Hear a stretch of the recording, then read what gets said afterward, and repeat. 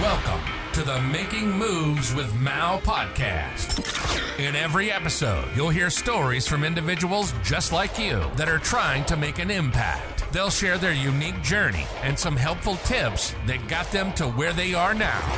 You'll hear conversations with people from all walks of life who are trying to make some moves. Now, here's your host, Mal. Hey everyone, welcome to another episode of Making Moves with Mal. Today my guest is Erick Beltran. He is an entrepreneur in the DJ space, and he's going to tell us a little bit about his journey. So Erick, man, thank you again for taking the time today, dude. Yeah, no, I mean, more than anything, thanks for having me. Yeah. It's been quite a journey. You know, you've kind of seen me. Yeah, like, dude, I've seen that growth. It's just kind of cool, man. Yeah. Like seeing it from the very beginning. Yeah, never linear though, right? There's always like bumps on the road and such. But yeah, I mean, once again, happy to be here. Pleasure to be here. And yeah, I mean, it's been a long time coming for me, and you know, just the people I've been surrounded with, and it's cool to see like everyone's growth. But for me, I'm the youngest of 7, which is always crazy. Like a lot of people don't know that about me. I didn't know that. Damn. Yeah, I'm the youngest of 7, and I'm actually the only Beltran in my family. So oh yeah, yeah. Okay. So the rest of my siblings are Mexican and Puerto Rican, and I'm only Mexican American. Yeah. So Very cool, I'm the only Beltran, and that's one thing that motivates me, like knowing that like I am my own legacy almost. You know, since you kind of are. Right? Yeah, since I'm the only Beltran, so I feel like I have to work a little bit harder. That's awesome, bro. Well, let's start from the beginning, man. So I know obviously you've been DJing now for quite some time. Yeah. You've got a ton of experience now, and I want to take it back to like how that idea just came to your mind. Like what made you pursue that as as more than just a hobby, as most people usually start off when they're into DJing? Yeah, I think for me, I'm just like a big people person, and I have like a thing for setting an atmosphere. Like one of my biggest fears, and I always say this, is that one of my biggest fears is people not feeling as like a part of the community, and so like the inner community. But I also find like it fulfills me, like knowing that people are having a good time, and I've always had a thing for music. And so for me personally, it came about when I was 19. I was a junior in college, and so I went with the name Vestas because I really didn't think that DJing was going to be something that stuck me. Around. Yeah, I didn't. And so I'm like, I'll just go by my fraternity name, since that's what a lot of people usually go by. Like people that are part of Greek organizations, they'll just stick to like the fraternity name. It's quick and accessible. And so I ran with DJ Vestas, and ever since then, it's crazy to say I've been DJing for 9 years now. It's stuck now. Yeah, that's wild, man. Yeah. So how did you start? Like, what was the like? Did you have equipment yourself? Like, how did that come about? Man, it's crazy because I actually started just mixing with my laptop. Like I was using this little like free program. Okay. And through it, I'm like, beat matching is like that's a really hard thing to learn. Right, yeah. It's learn to like match songs, and that's why I feel that people that come into club spaces and when they're asking for song requests, like they don't understand that it's actually harder to play their request because oftentimes it doesn't match with the beat that is on the request. Like you can't just like stop the music and then go, because you could shift the tempo. You could mess with the atmosphere that way, and people don't really understand that. And so throws off the vibe of the party. Yeah. So there's like so much more that goes into DJing outside of just like beat matching. It's also like understanding the crowd, understanding your people. Right. It's a whole dynamic. It's a whole like culture in of itself. You're feeding off the energy from the people that are there, right? That makes perfect sense, man. Yeah. So did you start off with like parties in college then? College parties, man, and it's crazy. I started off laptop, aux cord into the speaker, like that's it. Yeah, that's considered like the very basic. Yeah, super like frowned upon. Like don't do that. Like that's like one level above just from your phone. Yeah, literally. Spotify. Yeah, but I knew the atmosphere and I knew the crowd, so the parties were always like fun. Okay. Yeah, because at the end of the day, even if you don't know how to beat match, as long as you play the right music, you're gonna. If you understand the crowd's entertained by it and enjoying the sound. For sure. Not that I'm advocating like not beat matching, because that's definitely a big component on DJing, but that's something just to like consider. Dude, that's crazy. There's so much that goes into that people don't even. But I feel like one thing that I didn't really understand, and I'm still like developing today, is like if you really want to perfect your craft, you really have to invest in it.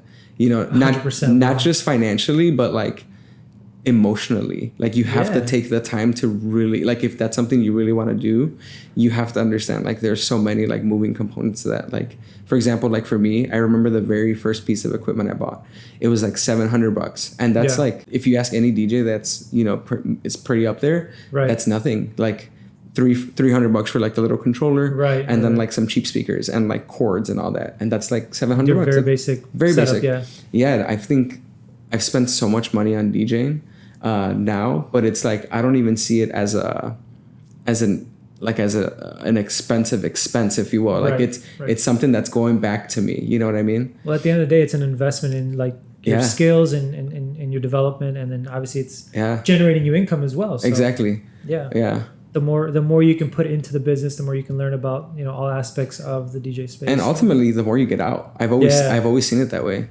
Well, I can't say always. I take that back. I recently, within the last 2 years, that's when I started realizing like money shouldn't be an object because I'm gonna get out. And I've always realized, I don't know if you've experienced this too. Yeah. Like you're sometimes hesitant to spend X amount of dollars on something because you're like, man, it's a lot of money. It's a lot of money. Yeah. But then every time I've done it, I've always gotten it back.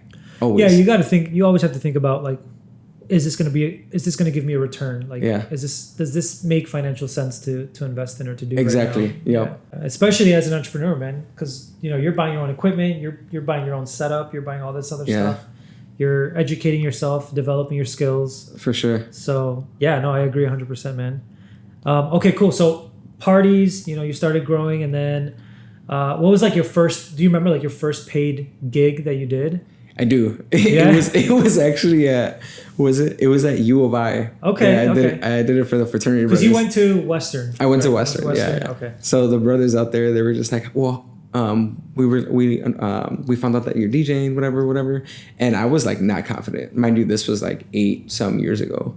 I was not confident, and they're like, well, how much do you charge? And I'm like, in my head, I'm like, I'll do this for free because this is fun for me. Right. Like, Yeah. I just wanted to like showcase my craft. They're like, oh, we'll pay you $50, and I'm like, oh, cool, $50. Like I'm down to get whatever it is. I'll take it. Yeah. That's awesome. But looking at back at it now, I'm like, that's crazy. Like how much I've developed. Like if someone were like throw me $50, I'm like, oh man, you're crazy. Sorry. Yeah, you're crazy. I'm sorry. Right. I'm not your guy. I could play it 2 minutes maybe. Yeah. No, and that's so true, right? Like when you're passionate about something, like you don't mind doing it for free because you're like, exactly. I'm getting an experience out of this. I'm learning. I'm still developing my skills. And that's not a knock on like taking an opportunity to do that's that. no knock on like beginning DJs because like everyone has to start somewhere. Oh, of course, yeah. And that's how you get your experience. So it was definitely like a learning curve for me, and I learned a lot for sure. That's what it's all about, dude. Like putting yourself out there, getting outside of that comfort zone. I'm sure because like you're going to a different place. You don't really know the crowd there, so you have to adapt from the beginning, right? And it's like you will know right away whether or not like people are going to be vibing with your DJing, with your music, right? And that's the best way to learn, honestly. House parties I feel like are the best way to learn because if there's like one transition that's totally off, you'll see the feedback automatically. People look back. They'll let you know. Yeah, they'll let you know for sure. Dude. Yeah, it's tough. It's definitely tough. I think a lot of times people think that DJing is like easy because it's just like you're just playing music, but it depends on the atmosphere that you're doing. Levels to that. Oh yeah, sure. Yeah, for sure. Cool. So you started with house parties, DJing at house parties. Mm-hmm. How long did you do that? You did that all through the rest of your college career then? I did. Those were like my main, like the meats and potatoes of my gigs at the time. Okay. And then once I graduated, that's when I started going back to the colleges and like doing those, my first like private events that way. And little by little, I started getting into like Chicago nightlife. Okay. I worked for promoter companies, and then I got residencies at different bars and clubs. That's awesome. Yeah, and even then, like that in of itself, that's different. A big jump in itself. Oh, yeah. Just going from playing places that you might know most people to an environment where it's completely new. Yeah. You don't know anybody. It's different, man, because it's like you go into a bar, and this was like maybe 1.5 years. Me being 1.5, 2 years into DJing, I was exposed to like the bar scene, and it's like I was only comfortable using my equipment. But when you're a DJ and you identify yourself as one in Chicago specifically, you have to be able to go to different spaces and know how to use that equipment. Use their stuff. Oh, right? yeah. Be on their stuff. Be versatile, like being able to mix on whatever's thrown at you. Yeah. So it's like there's a whole like dynamic to it. That's insane, man. Yeah. So obviously, you're doing this as a side gig right now. Yep. Or through your college career, right? Mm-hmm. Would you graduate? Oh, a bachelor's in psychology. Psychology, okay. Yeah. And then you went into the education field? Education, right? Yep. Nice. So you kept that going while still working or doing your gigs. Yeah. Weekends, I assume. Evenings? Yeah, weekends, and here and there I had like a sprinkle of like weekday gigs too, which worked out. You know, like even now, like I'm still doing. Now I'm more like private events such. Okay. Just because it just works better with my schedule, and I'm getting a little older, I don't really like doing the bar club scene. It's like super taxing on the body. Oh, I and bet, plus, you're only DJing like 3 hours. I'd rather get paid like quadruple and work like an extra 3. Right. It just makes better sense for me. And then I also teach. I teach high school teenagers a DJing 101 class on weekdays. After School Matters, right? After School Matters, yeah. It's super awesome, man. It's super fulfilling work. Just teaching that next generation like how to developing an identity through an extracurricular activity, because at the end of the day, you never know whose life that can change. And I'm sure there you're seeing those sparks light up in the people that actually do see the passion in wanting to pursue this. Well, it's fulfilling for me, especially since I'm an educator already. Yeah. So I have the opportunity to teach something that I love doing, you know. Right. Even though it's not like my primary, it's something that I definitely like really, really enjoy for sure. Yeah. It's definitely satisfying stuff. That's awesome. So in your career, you've been DJing for 9 years, right? At 9 years. This point? Yeah. Okay. And then when did you decide? Like, when was it that moment when you're like, this is an actual like true career. I want to pursue this as a business. Let me form an LLC. Let me actually take this serious as a business. Like, how did that conversation come about? Like, when did you make that decision? Yeah, that's a good question. I think there's a lot of different factors. I feel like I don't think there was one specific moment. I just think it was a combination of like, I have a good support system. Yeah. I would release mixes like early on. I would release mixes maybe like once every other month, and I'd get good traction. And my form of traction was like 200 plus listens, nice. Which I thought that was pretty good on like the smaller end. Yeah, it's not bad. You know, I don't think it was until, you know, when I invested in my first piece of like real good speakers or like my real good setup. Yeah. And then I had a conversation with my tax guy, and then I would receive these 1099 forms from like universities that I DJ from, and he's like, it might be worth it if you formed a business, that way you can get a lot of this money back. And then he kind of like walked me through like what it all means, because to me that was all foreign. Like I knew nothing about that. Right. And so I think the harder part was like coming to terms with like paying for the LLC, and like I think a lot of people, especially people of color, they want like instant satisfaction, like gratification. Yeah. And it's like, I've learned that you're not always going to get that back like right away. It's a long-term thing. And once I started seeing that, like seeing it in that perspective, I'm like, man, this is really how people really generate and like get up there in their craft when they start really investing in themselves, like emotionally and financially. And I think that's something that like, especially us people of color, like need to have more conversations like that. It takes it to another level that most people, especially people of color, aren't really as familiar with, right? Like, you know, there's a bunch of people that are self-employed, but they don't have an LLC, and you know, they're not able to like take advantage of the tax loopholes or the you know, like writing off expenses, things like that, because they just don't know. They're not aware of the opportunities that are out there with forming your own business, like taking it seriously in that sense. And it's scary. Like, I mean, I'm sure you felt that way up front. Like, you're like, man, I don't know where this is going to take me. I don't know. You have no idea. It's literally an unknown. It's all an unknown. I think that's the beauty of entrepreneurship, is that like, trusting the process. You're trusting the process. You're trusting yourself more than anything to make sure that, hey, I'm putting my all in this. I'm giving it 100%, and I'm hoping that this is gonna give me something in return. You know? Yeah. And I don't think I'm nowhere near like a final product, and I don't think I'll ever be like a final product or like a final form, because I'm just. I don't see myself, because I just started getting into like weddings because of like Danny and Jesse and like a lot of other people. Like I've been able to like pick at their brain about like how they've been going about it. But I don't consider myself like a wedding DJ. I don't consider myself a bar DJ. or a club DJ. I just consider I want to be like versatile. Like I want to be able to like go into different spaces and being able to navigate them.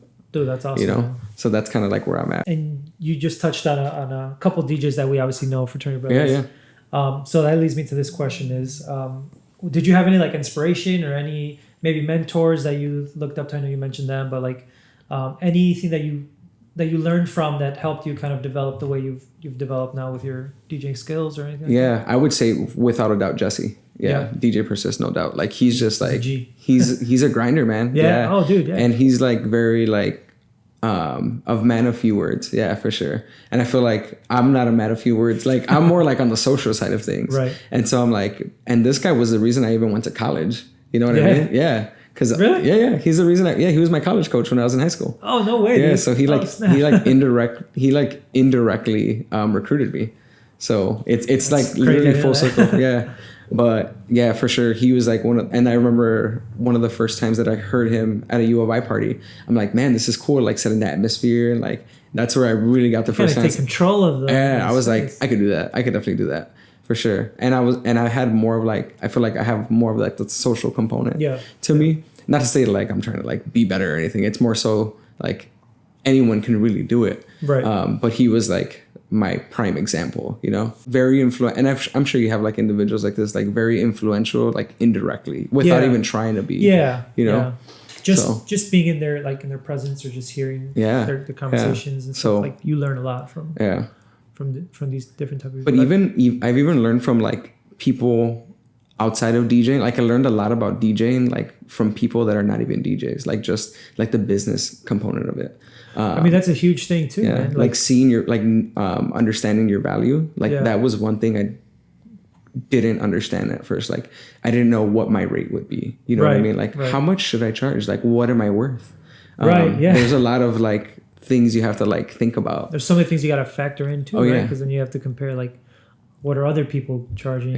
What is their level compared to mine? A lot of things. So like I can't charge like a Danny Lunix or a Jesse price because I don't have their type of equipment. You know, like they're like top of the line. Right. But I'm getting there. You know what I mean? So it's like, and again, it's kind of like setting my own little threshold. Like, what am I worth? Like, I can't.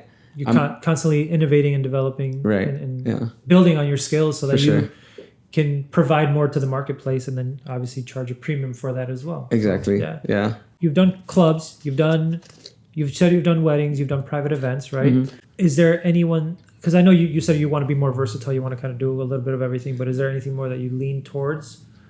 I'm big on networking, and I can do that at weddings, but not as much, just because like people are celebrating like a specific moment. Right. Or like quinceañera, same thing. I personally love like corporate events.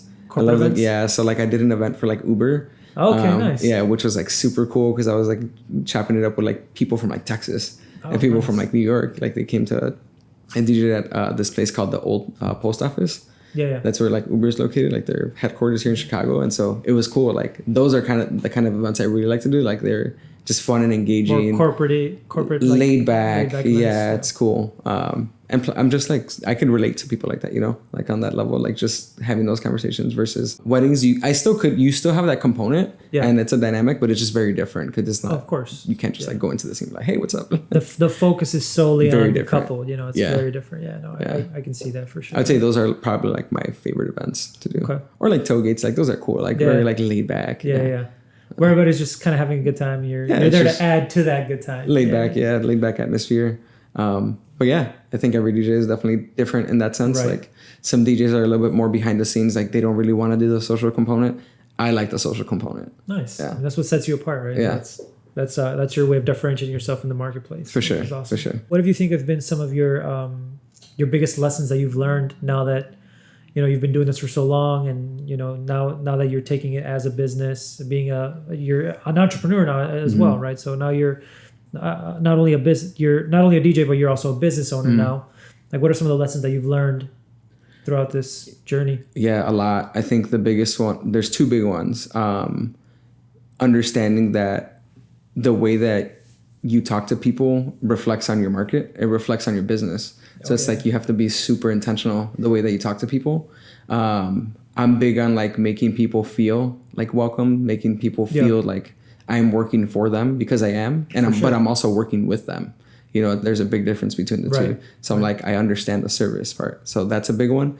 And another one is don't be cheap, like in every aspect. Like, as I mentioned earlier, financially, emotionally, like if you really want to do it, you can. It's I think the first component is like self-belief. And there's always been moments, even like last year, I feel like, where I've questioned like my ability to like really grow as a DJ, because there's like certain like moments where you really reflect and you're like, man, is this really for me? Is this what I'm meant to do? Right. I think that's everybody. Every entrepreneur has those days where it's like you think everything's not going your way and you start questioning everything. Yeah, like, man, everything. Does it make sense? Like, should I do something else? Should I? Yeah. So I think those two are definitely the biggest takeaways for sure, without a doubt. Yeah. No, and that it's so important to be able to reflect on those days and know that, you know, as a business owner, as an entrepreneur, like every day is going to be different, you know. You're not going to have you're not going to be doing the same thing every single day, you know.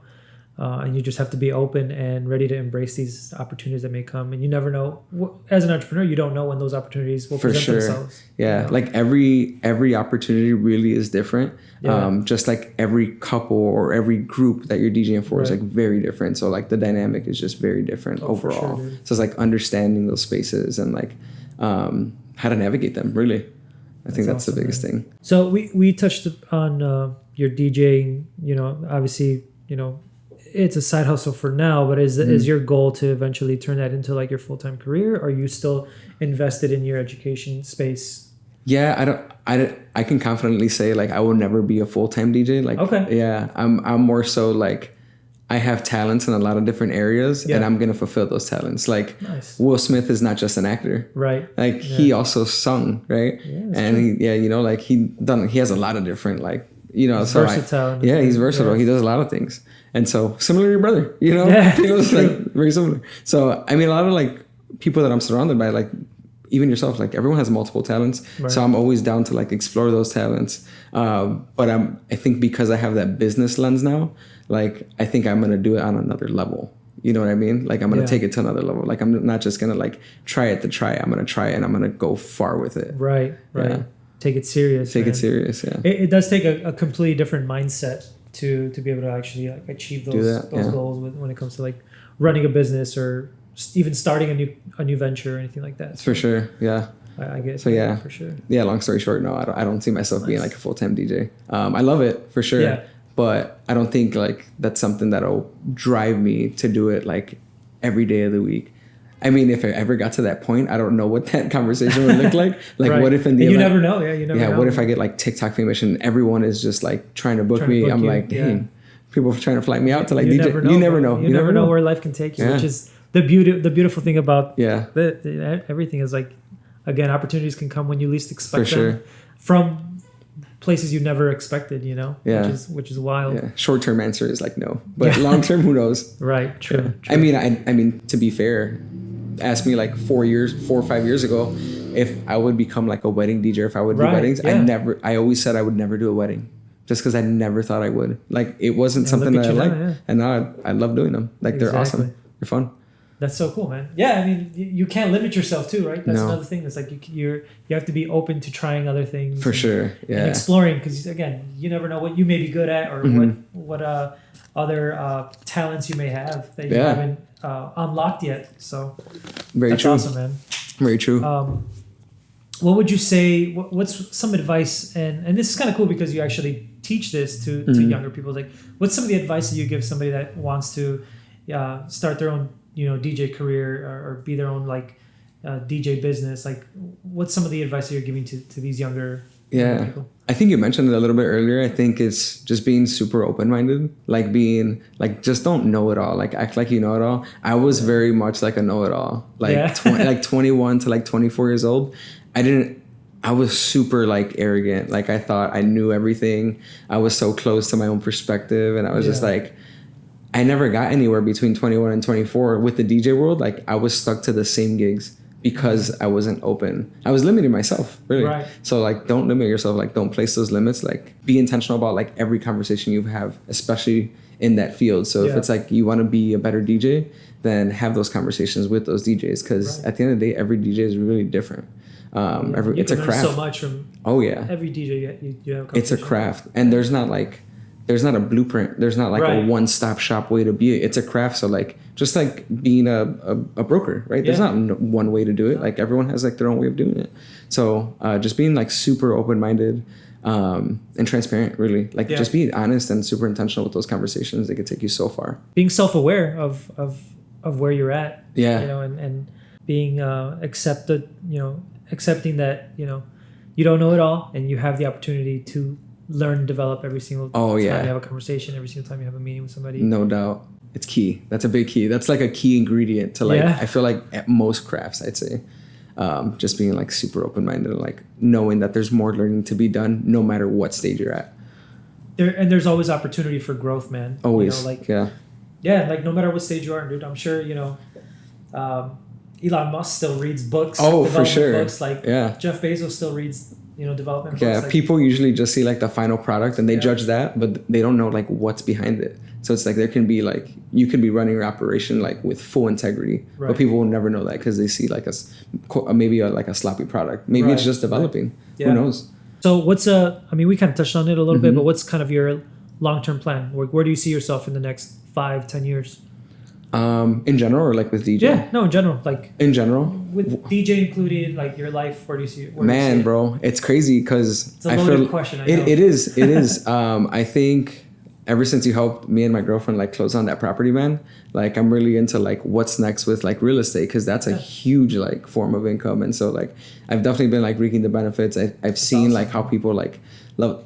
It's also like one thing that I didn't realize, like people have the access to the resources. It's just a matter of like those resources like coming about. So it's like when you came in and just like you fed us all the knowledge, so it just was like super seamless. I feel like growing in real estate for sure. I don't want to be a broker. I don't think I couldn't do that. I don't think growing your portfolio, like adding more properties down the line. Definitely making it to like some sort of administrative role. I'd say in the education realm at some point. Nice. Down the line in like 5 years, I'd say. For sure. And then continue to DJ. You know, not limiting myself. I never reject gigs unless I'm already booked for a day. Like even if it's something I don't know if you ever had like you probably have, but like there's like a certain there's been a time or there's been times where like a certain gig presents itself and I'm like, this is going to be too hard for me. Like this is going to be tough for me to navigate. I've learned to always accept the gigs. I'm like, I'm going to do it. I'm going to do it. Put yourself outside of that. I'm like, I'm going to do it. And the comforts, like the being uncomfortable, it's very hard to do. Yeah. It's very hard, but I've grown from like all of those situations. So yeah, just continuing to develop and putting myself in like situations where I grow, even though it sucks early on. And you know it like when you're in those situations, like, man, this is tough, but you know you're gonna persevere and you're gonna learn from it. So and that's good that you're willing to put yourself in that position because a lot of people don't like as soon as they're uncomfortable or as soon as something isn't going the way that they were expecting, they bail, you know, or they take an easy route. Yeah. So being in front of those uncomfortable positions is the only way to actually grow and honestly, keep developing. Man. Yeah. So. But that's another thing. Like entrepreneurs, I feel like have to realize, you know, at such a young age. But it takes time. It takes time. It takes those experiences, and I don't think you really start getting to that level until you like really start investing. Like when you're bigger into it, you're like, all right, I'm gonna take that little leap. Yeah, once you open those doors, man, it's hard to see the world the same way. Sky's the limit, right? Yeah, exactly. Yeah. No, that's the mindset I think you need to have if you're tackling any sort of thing on your own as an entrepreneur, man. So yeah, it's doable. It's definitely doable. It's very doable. Very doable, man. I think that about wraps it up, man. I appreciate you taking the time today for joining us in this interview. Thank you guys so much for listening, and we'll catch you on the next one. Cool. Peace. Thanks for having me.